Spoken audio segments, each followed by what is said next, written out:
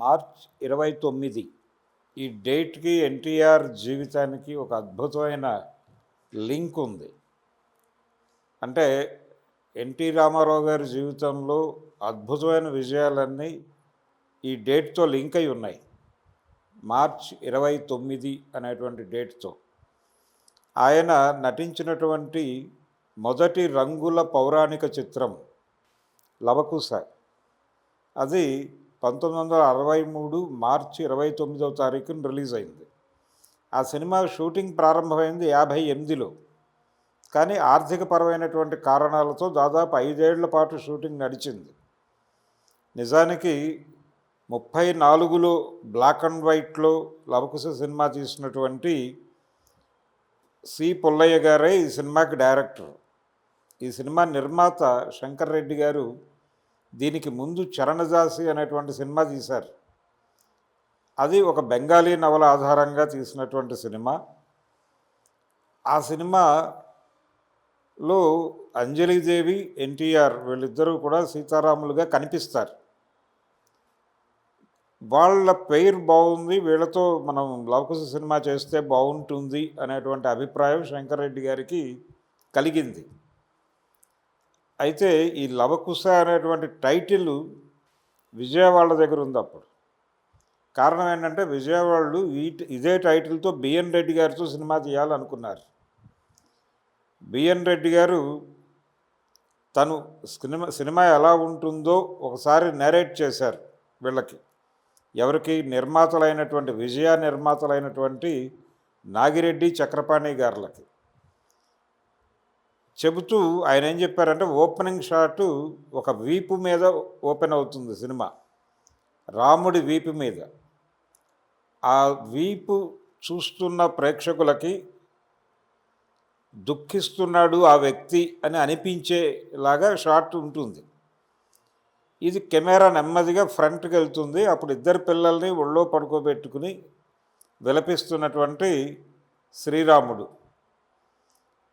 ఇది opening shot అన్నాడట ఆయన, బిఎన్ రెడ్డి గారు. చెప్పగానే చక్రపాణి గారు, రాముడు ఏడవటం ఏమిటి, రాముడు వేషం వేసే ఎన్టీ రామారావు ఏడిస్తే ఎవరైనా చూస్తారా, ఇలా మొదలుపెట్టాడు ఆయన కామెంట్స్. ఎప్పుడైతే ఆయన ఇలా రియాక్ట్ అయ్యాడో వెంటనే ఈయన గాయపడ్డాడు ఒక రకంగా. అంటే బిఎన్ రెడ్డి గారు చాలా సెన్సిటివ్, చాలా అంటే అదొక తరహా, అదొక ధోరణి మనిషి ఆయన గాయపడ్డాడు ఈ కామెంట్స్కి. గాయపడి నో సినిమా, నేను ఈ సినిమా చేయబోవడం లేదు అనేసి వెళ్ళిపోయాడు. అలా విజయ బ్యానర్లో తన అన్నగారితో ఒక సినిమా చేయించుకోవాలి అని నాగిరెడ్డి గారు కోరినటువంటి కోరిక, అంటే ఒక కళ ఆయనకి అది. తన అన్నగారు బిఎన్ రెడ్డి గారితో తన బ్యానర్లో ఒక సినిమా చేయించుకోవాలి అని. అది తీరలేదు. బిఎన్ గారు విజయాలో ఒక్క సినిమా కూడా డైరెక్ట్ చేయలేదు. చెయ్యబోయినటువంటి సినిమా లవకుశ, అది ఇలా ఆగిపోయింది. ఆ టైటిల్ శంకర్ రెడ్డి గారికి ఇచ్చేశారు వాళ్ళు. ఆ శంకర్ రెడ్డి గారు ఆ టైటిల్ తీసుకొని ఇదే లవకుశని 34లో బ్లాక్ అండ్ వైట్లో తీసినటువంటి పుల్లయ్య గారిని, సి పుల్లయ్య గారిని తీసుకుని, ఆ రోజుల్లో ఇద్దరు పుల్లయ్యలు ఉండేవాళ్ళు. ఒకళ్ళు సి పుల్లయ్య, చిత్తజల్లు పుల్లయ్య, ఇంకో ఆయన పి పుల్లయ్య. ఆయన్ని బూతుల పుల్లయ్య అనేవారు.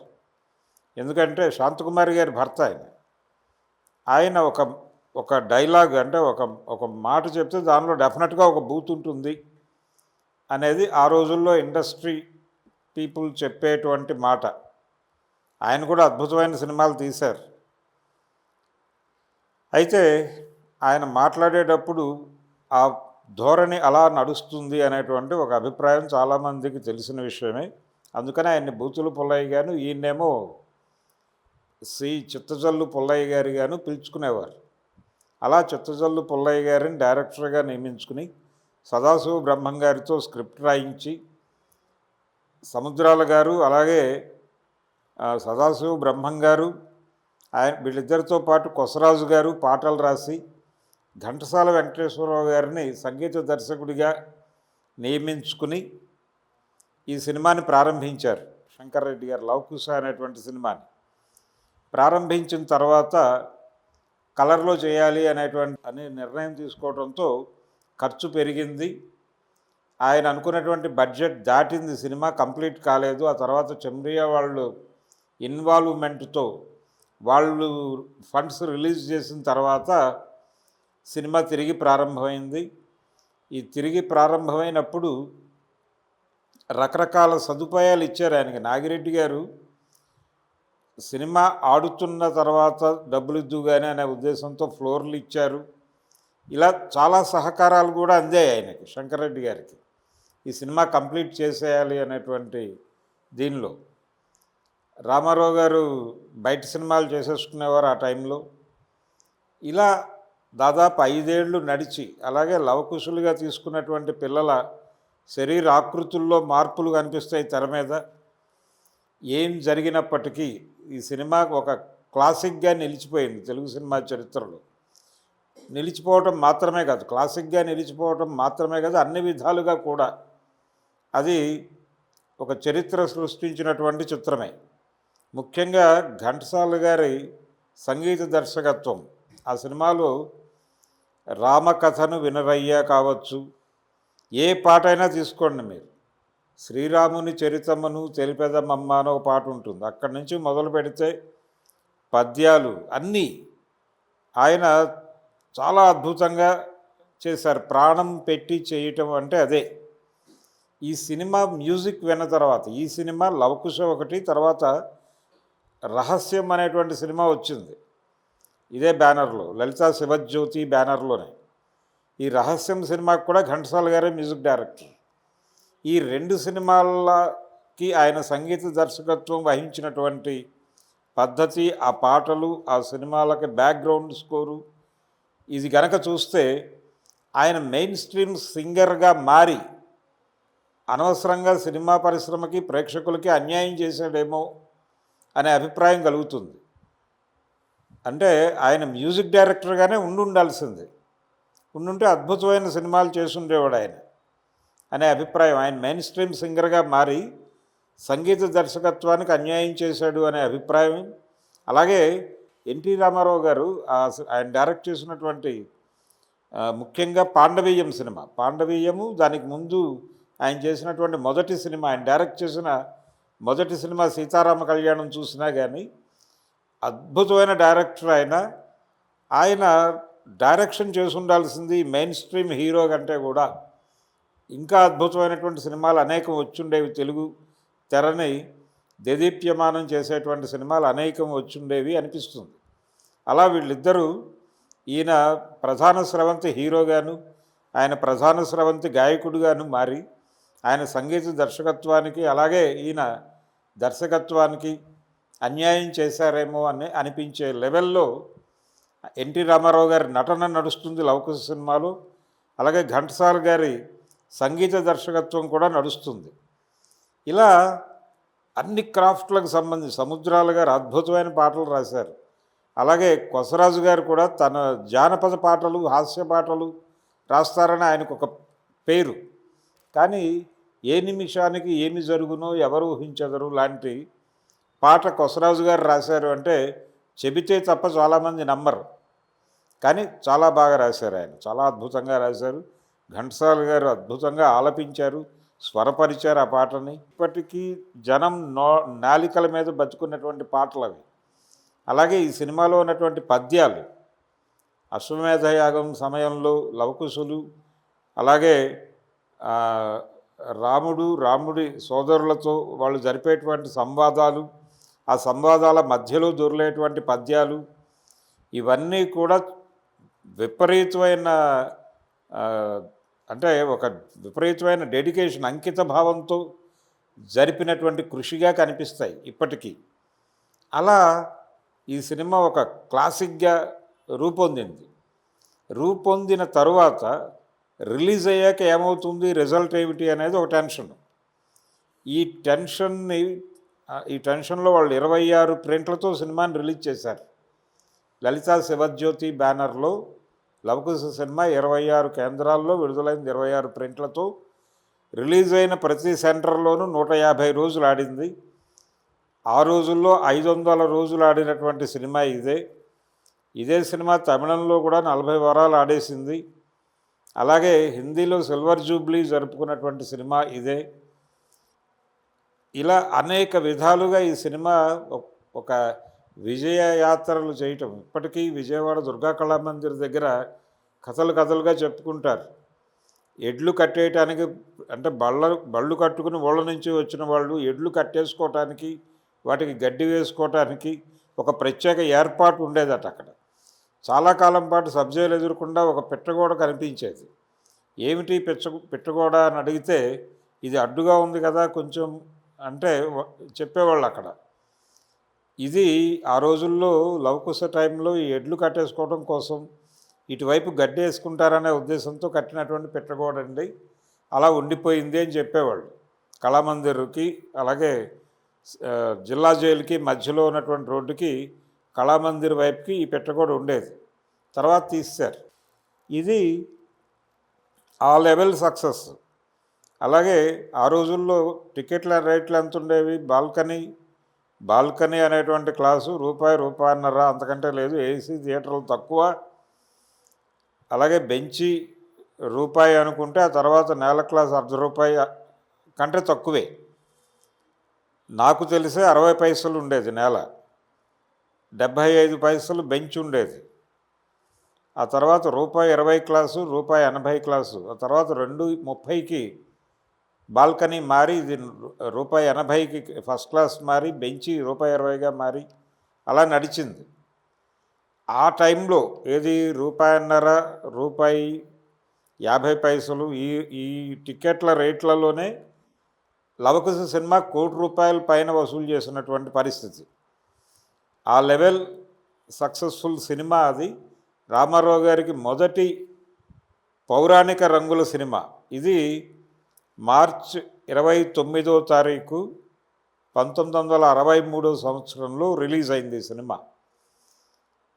ఈ సినిమాలో అంటే మనకు తెలిసిన ఆర్టిస్టులు చాలామంది, శోభన్ బాబు గారు కూడా యాక్ట్ చేశారు ఆ సినిమాలో. రాముడి తమ్ముళ్ళలో ఒక తమ్ముడుగా, శత్రుఘ్నుడిగా. తర్వాత భరతుడిగా సత్యనారాయణ గారు కనిపిస్తాడు.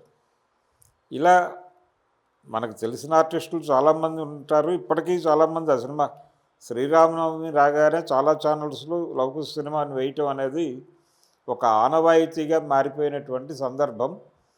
అలాగే ఘంటసాల గారు ఈ సినిమా కోసం చేసినటువంటి ట్యూన్స్, అందులో ఆయన వాడినటువంటి రాగాలు, దీనికి సంబంధించి ఒక సమగ్రమైనటువంటి పరిశోధన చేసి సంగీత పరిశోధన గ్రంథాలు వెలువరించినటువంటి సందర్భం కూడా మనకి తెలుసు. అంతటి ఒక నిధి లాంటి సినిమా అది, ఒక నిజంగానే నిధి లాంటి సినిమా అది లవకుశ. ఆ లెవెల్ సినిమాని ఆయన తీశారు, శంకర్ రెడ్డి గారు. ఈ సినిమా రిలీజ్ అయినటువంటి మార్చి 29వ తారీఖే ఎన్టీ రామారావు గారి మొదటి సాంఘిక రంగుల చిత్రం కూడా రిలీజ్ అయింది. అది దేశోద్ధారకులు, విశ్వశాంతి విశ్వేశ్వరరావు గారు తీసినటువంటి సినిమా అది. విశ్వేశ్వరరావు గారి ఊరు కూడా నిమ్మకూరే. కాకపోతే ఆయన దత్తత వెళ్ళటం వల్ల గుడివాడలో పెరిగాడు. గుడివాడ దగ్గరలో పెరిగాడు. అక్కడి నుంచి గుడివాడ చేరాడు ఆయన. జ్యోతి ట్యుటోరియల్స్ అనే పేరుతో గుడివాడలో ఆయన ట్యుటోరియల్ కాలేజీ నడిపేవారు. ఆయన త్రిపురనేని గోపీచంద్ గారి ప్రేరణతో సినిమా పరిశ్రమలోకి వచ్చి పుల్లయ్య గారి దగ్గర ఆయన అసిస్టెంట్గా పనిచేశారు. వెంకటేశ్వర మహత్యం ఆ సినిమాలకి. ఆ తర్వాత ఆయనే సొంతంగా ఒక బ్యానర్ ప్రారంభించి సినిమా నిర్మాతగా మారారు. నిర్మాతగా మారిన తర్వాత కంచుకోట లాంటి అద్భుతమైన విజయాలు ఇచ్చాడు ఆయన. ఆయన బ్యానర్లో సిఎస్ రావు గారే, అంటే విశ్వేశ్వరరావు గారు తనే దర్శకుడిగా మారాడు. తర్వాత ఆయన దర్శకుడిగా మారడానికి ముందు ఆయన సినిమాలన్నిటికీ దర్శకత్వం వహించింది సిఎస్ రావు గారే. ఆయన దర్శకత్వంలోనే ఆ సినిమా తీశారు. ఇది కంచుకోట. దేశోద్ధారకులు కూడా ఆయనే డైరెక్టరు.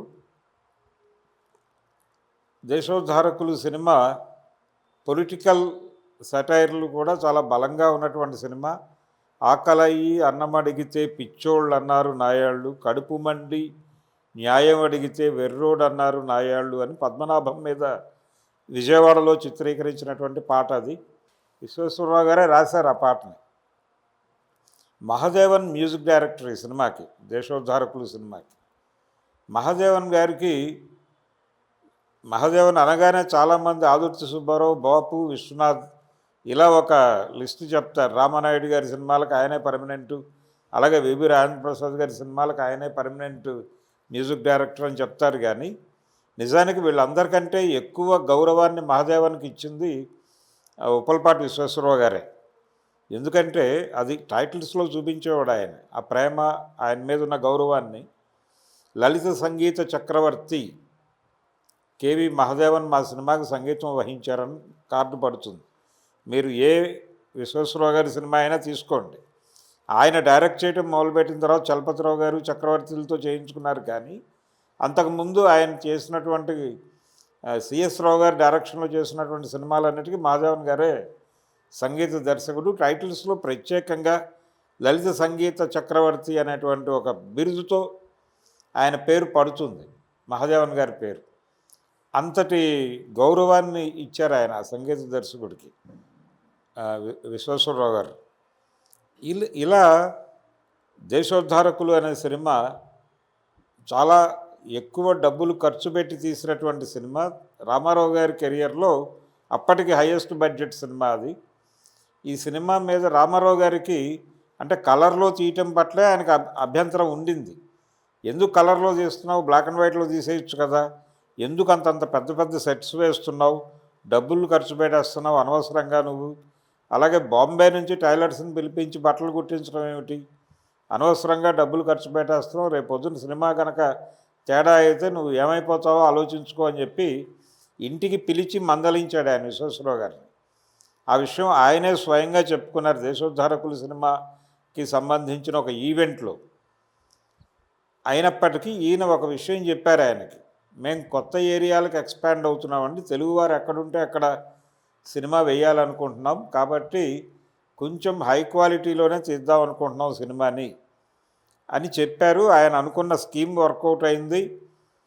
ప్రతి చోట తెలుగువారు ఉన్న ప్రతి చోట సినిమా రిలీజ్ అయింది. అంతకుముందు తెలుగు అసోసియేషన్లు ఇక్కడి నుంచి సినిమాలు తీసుకెళ్ళి అక్కడ స్క్రీనింగ్ చేసేది.